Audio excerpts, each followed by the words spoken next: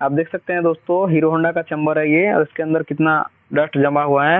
आप देख सकते हैं इसके अंदर ऑयली ऑयली हो गया है, जो काला काला दिख रहा है, आप देख पा रहे होंगे। तो उसको मैं क्लीन किया हूँ दोस्तों, आप देख सकते हैं क्लीन करने के बाद कैसा दिख रहा है। तो आप भी क्लीन कर सकते हो, मैं आप लोग को दिखा देता हूँ इस वीडियो में दोस्तों। वीडियो को देखिए एंड तक, स्किप करोगे तो आप लोगों को कुछ पता नहीं चलेगा।